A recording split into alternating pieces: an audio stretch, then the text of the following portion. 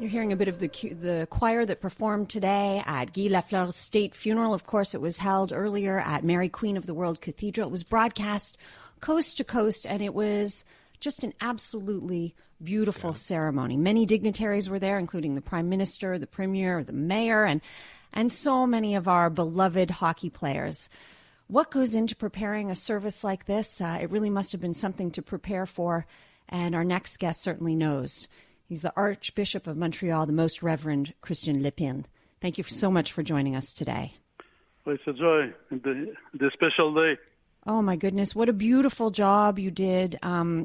Just absolutely doing him justice. The last national funeral I recall was Jean Béliveau's. So how often are national funerals held? It's not on a regular basis normally. Yeah. My predecessor, Cardinal Turcotte, told me you would have a big celebration once every 10 years. And but in a few years, I think we had 8 up to now. Sports figure, but also public figure, and the politicians. And it's always like a special moment to touch people's heart, because people who've been touched by lives. And so it's an enriching moment. And for us as well, again, what a beautiful job you did. What goes into preparing? Is it stressful for you to prepare for funerals like this? I don't know if I think we can use the word track. It's a stress, but it's a good kind of stress. The sense you feel it's a moment to seize. And you got to do your best, because it's a once. It doesn't come every week, so you have to be there for the event and rise to the occasion. But many people want to collaborate, want to help, so it's a good moment, bringing together people who don't work together daily. But in this moment, Guy Lafleur got us together, and we kept working together. Yes, I was saying that, normally in Quebec and in Montreal, we like to complain, and we're so divided over so many things. But today was a day where we all came together in our collective grief, and we were united by our love for Guy Lafleur. We were speaking with the Most Reverend Christian Lépine, Archbishop of Montreal. Were you a Guy Lafleur fan yourself? Being a Montrealer, I was a Canadian. I'm a Canadian fan. I've been a Guy Lafleur also fan all of my life, and I was I remember the 70s when the whole hockey team was so electrifying, winning Stanley Cup after Stanley Cup. Somehow it was too much, because we got thinking that it was normal, for a team to win Stanley Cup one year after the other. It's always a special gift, so you cannot take that for granted.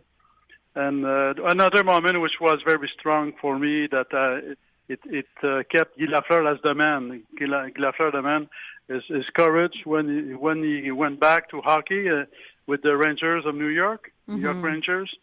So it required courage, because he couldn't know the outcome at first before trying. So, but he had the courage to try, and it was a good step for him, but also for all of us.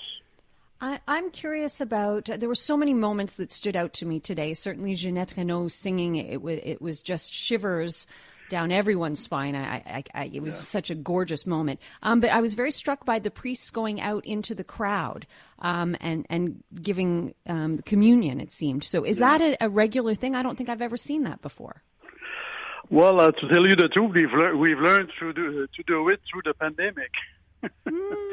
There were times when we couldn't get people in, and so we could gather a few people out. Numbers were still counted, but we could get out, so we started going out of the church to invite people to pray and give communion. So it was spontaneous. We didn't have to think about it for a long time before thinking about doing it.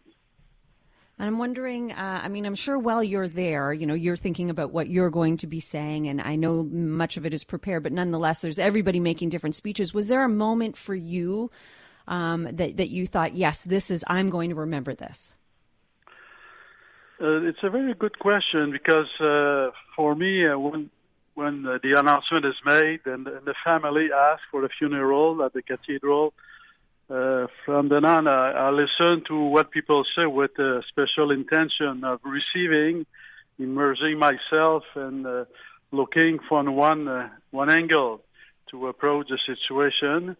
But one thing that always, what is necessary for me, is to meet the family. And it's when I meet the family that I know which angle to take. So I had the privilege to meet the family Sunday, and it was very important for me to listen to them, to listen to their views on Guy, and so it gave me the center with which to go on. Yeah, actually, it was about his humility and generosity, the fact that he loved everyone.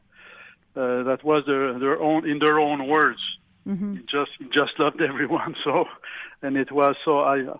Many people around were saying that, but the fact that it was coming from them gave me a center of which I could be sure. Wonderful. Yeah, he had so much love to give, and today we gave him back as much love as we could give. You did a beautiful job. It is truly an honor to speak to you today. Thank you for your time. Thank you very much.